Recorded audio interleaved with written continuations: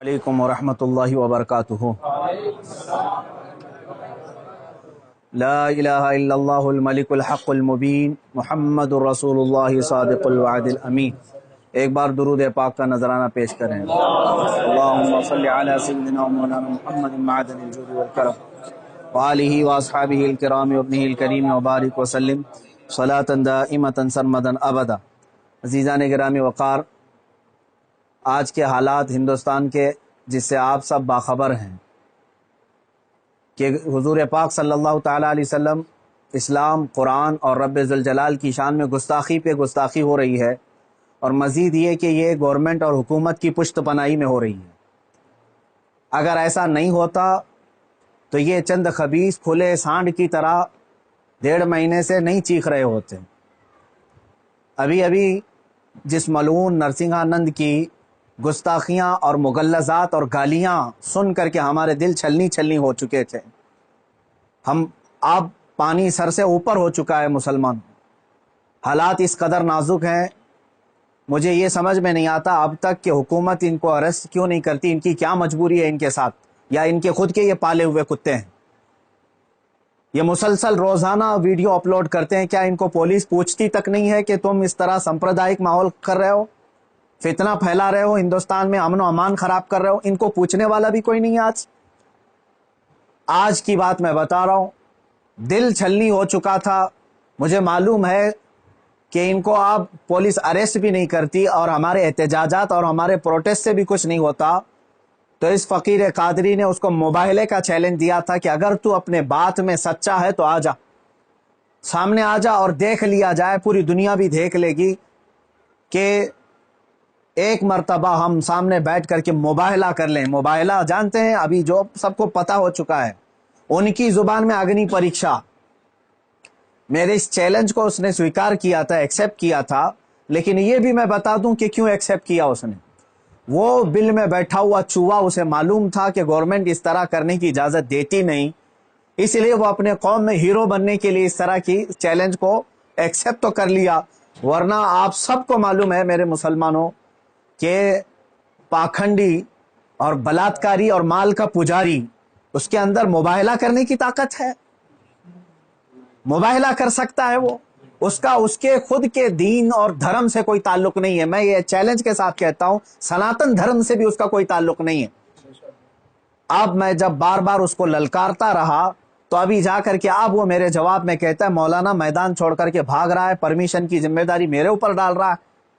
آپ سب ٹھنڈے دماغ سے سوچ کر کے بتائیں، پرمیشن کی ذمہ داری اس کو نہ دوں تو اور کس کو دوں؟ اس لیے کہ یہ اس کے آج حکومت اس کی پشت پناہی میں ہے اور یہ ناجائز اولاد میں سے ہے ان کی۔ ساری پرمیشن وغیرہ کی ذمہ داری تو تمہاری ہاتھ میں ہے نا، مجھے پرمیشن کی ضرورت نہیں ہے۔ انشاءاللہ العزیز جس دن بھی تو تیار ہو جائے گا میری آخری سانس تک، اس دن بھی میں مباہلے کے لیے حاضر ہو جاؤں گا، اس دن بھی حاضر ہوں، 1 انچ بھی پیچھے نہیں ہٹوں گا انشاءاللہ۔ اس لیے کہ یہ میرے جملے نہیں ہیں، یہ میرے دین کی حقانیت ہے، یہ رسول پاک صلی اللہ تعالیٰ علیہ وسلم کی سچائی ہے، اور قرآن پاک کی عظمت ہے جو ہمارے دلوں میں کوٹ کوٹ کر بھری ہوئی ہے۔ یہ ظالم مباہلہ کریں گے۔ اب سنیے، مباہلے کے نام پر یہ ایکسیپٹ کر کے ہیرو بن رہا تھا اپنی قوم میں، اور مجھے کہہ رہا ہے میدان چھوڑ کر بھاگ رہا ہے۔ میں اس سے کہتا ہوں، آپ سب کو معلوم ہے نا، چند دن قبل یہ دلی کے پریس کلب آف انڈیا میں بیٹھ کر کے زہر اگل رہا تھا، حضور پاک صلی اللہ تعالیٰ علیہ وسلم کی شان میں گالیاں بک رہا تھا۔ آج اس کو یاد آ گیا یہ لوک تانترک دیش ہے، آج یہ کہہ رہا ہے یہ لوک تانترک دیش ہے، مولانا کیا ایسی پرمیشن یہاں ملتی ہے؟ تو خبیث کے بچے، تجھے یہ پہلے معلوم نہیں تھا کہ اس لوک تانترک دیش میں کسی دھرم کو گالی نہیں دینا چاہیے؟ ملعون ناجائز اولاد، تجھے یہ نہیں معلوم کہ لوک تانترک دیش میں کسی دھرم کو گالی نہیں دی جاتی؟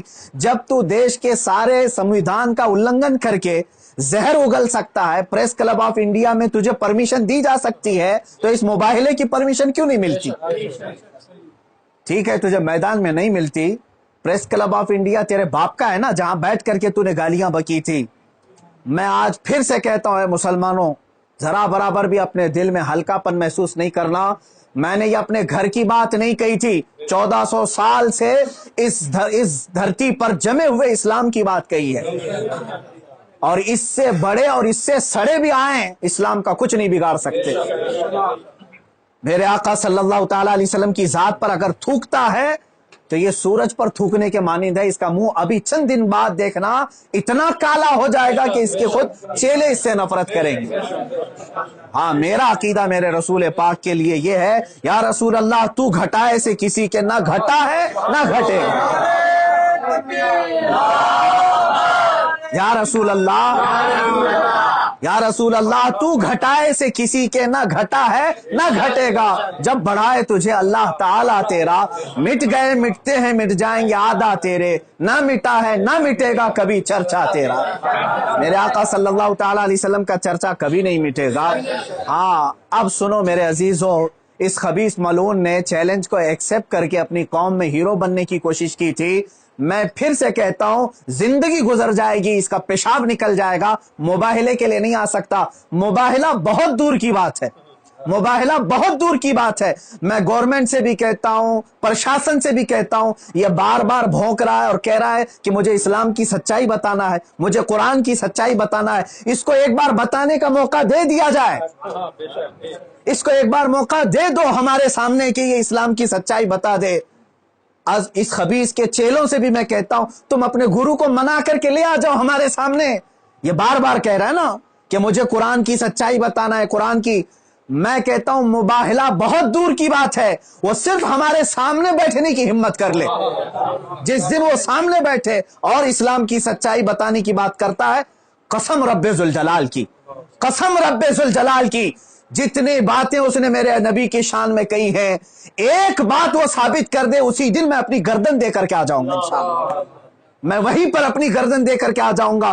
یہ سارے اس کے چیلوں سے بھی کہتا ہوں، تم جملے بازی کر رہے ہو، اور اس چیلنج کے بعد اب سوشل میڈیا میں برسات کے مینڈک کی طرح بہت سارے آ گئے، مولانا کا چیلنج ہم کو بھی ایکسپٹ ہے، ہم کو بھی ایکسپٹ ہے۔ تم کیا سمجھ رہے ہو، گڈی گڈے کا کھیل کھیلنے جا رہے ہیں ہم؟ یہ کوئی کھیل کھیلنے جا رہے ہیں؟ تاریخ پڑھ لینا، پتہ چلے گا تمہیں مباہلہ کہتے کسے ہیں۔ عزیزان گرامی وقار، آج دل جل رہا ہے اس لیے میں عرض کر رہا ہوں، یہ مقابلے میں نہیں آئیں گے۔ پھر بھی میں کہتا ہوں، یہ 17 رمضان المبارک 30 اپریل آنے تک یہ جتنے چیلے بھوک رہے ہیں، اس میں ایک رامپال کا ایک سس ہے، کوئی شاگرد آیا ہے، وہ کہتا ہے محمد آخری نبی بھی نہیں ہے صلی اللہ علیہ وسلم، معاذ اللہ۔ اے مسلمانوں، اس نے ختم نبوت پر بھی ڈاکہ ڈالا۔ وہ کہتا ہے رامپال آخری نبی تھے، میں ثابت کرتا ہوں اور چنوتی کو اسویکار کرتا ہوں۔ یہ سارے پاکھنڈی ایک ساتھ آ جائیں، ایک ساتھ آ جائیں، اور گورنمنٹ سے پھر میں کہتا ہوں، اب یہ بات بہت بڑھ چکی ہے، میڈیا والے بھی مذاق نہ سمجھیں، ان کو ثابت کرنے کا موقع دیں، اور ہم آنے کے لیے تیار ہیں۔ میں ایک نہیں، ہندوستان کی 11 بڑی خانقاہیں میرے ساتھ کھڑی ہیں، اور تقریباً 100 علماء اہل سنت اور مفتیان اعظام ابھی اسی وقت دلی آنے کے لیے تیار۔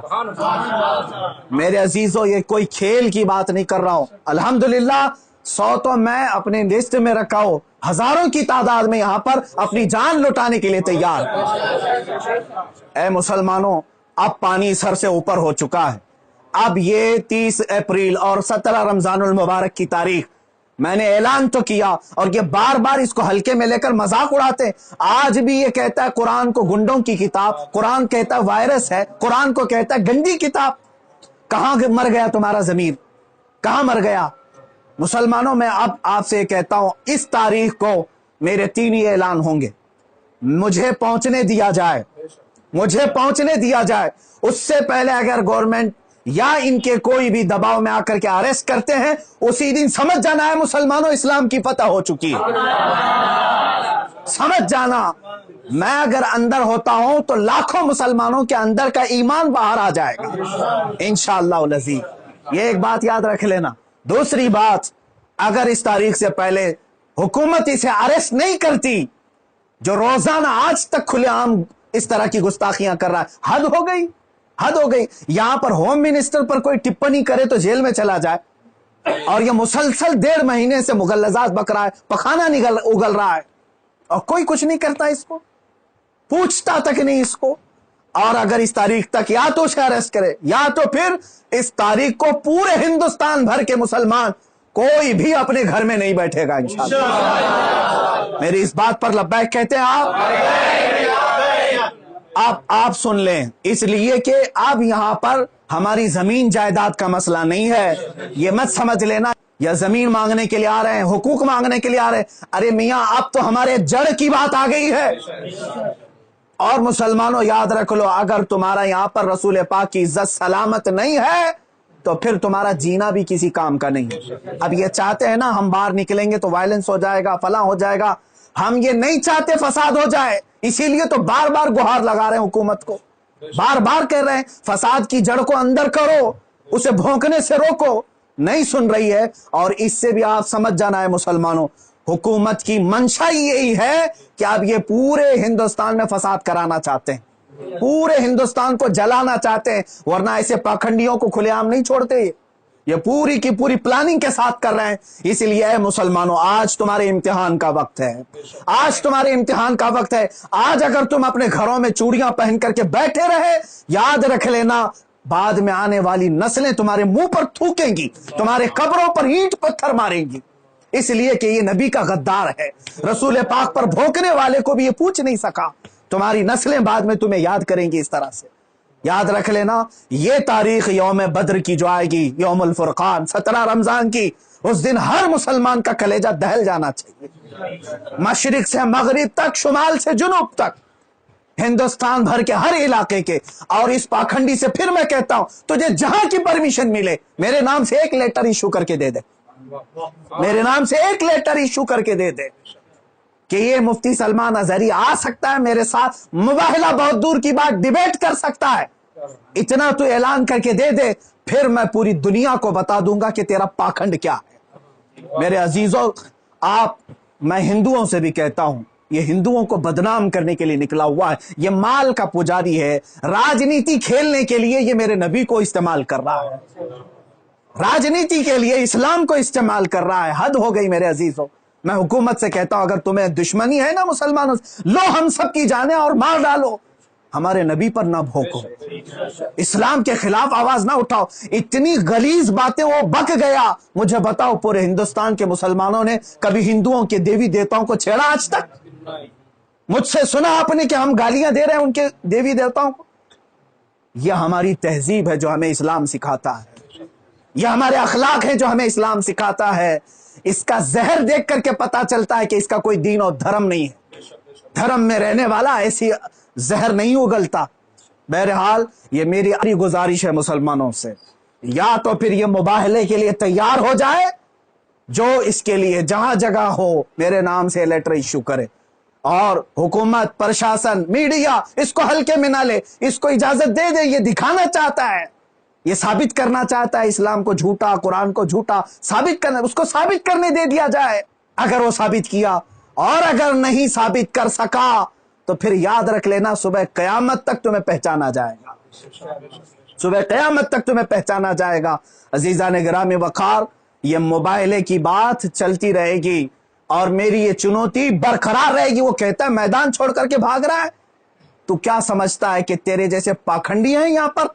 अल्हम्दुलिल्लाह हम हुसैनी हैं, अगरचे आल में ना हो, लेकिन हुसैनी किरदार हमने बचपन से सुना है। अरे हमारी माँ ने हमें गोद में हुसैन आजम के करबला की दास्तानें सुनाई। हम मात नहीं खा सकते, सर कटा सकते हैं, लेकिन सर झुका नहीं सकते इंशाअल्लाह अज़ीज़। ऐ मुसलमानों, अपने जज्बों को बेदार रखो। कोई ये कहता है अगर कि ये जज्बात को भड़का रहे हैं, उससे सिर्फ ये कह देना जज्बात का नाम ही जिंदगी है। अब अगर नबी के नाम पर जज्बात नहीं बेदार हुए तो इससे बेहतर है कि तुम मर जाओ, सो जाओ। आप याद रख लेना, ये हुकूमत से भी मेरी गुजारिश है, अपील है, तुम वैसे भी मारना चाहते हो ना, हम आ जाते हैं। बाहर घुट घुट करके मरने से बेहतर है कि हम नामे मुस्तफा पर निकल करके मौत को कबूल करने को हम तैयार हैं। यूं भी तो किसी दिन हमको दुनिया से तो जाना है, اللہ کے حبیب صلی اللہ تعالیٰ علیہ وسلم کی عزت کا پرچم بلند کر کے جائیں گے انشاءاللہ۔ ساری خانقاہیں، سارے علماء، سارے مدارس، ساری تحریکیں، ساری تنظیمیں، سب سے میں بڑے ادب سے گزارش کرتا ہوں، اب وقت کسی کے گھر کا نہیں، کسی کی سجادگی کا نہیں، کسی کی پراپرٹی کا نہیں، بلکہ تمہارے جان ایمان کا سوال آ چکا ہے، تمہارے ایمان کی جان رسول اللہ کا سوال ہے۔ لہٰذا آپ سب ایک ساتھ مل کر کے آواز اٹھائیں گے، یا تو پھر اس پاکھنڈ کو روکیں گے یا تو پھر ہم اس زمین پر باقی نہیں رہیں گے۔ وآخر دعوانا الحمدللہ رب العالمین۔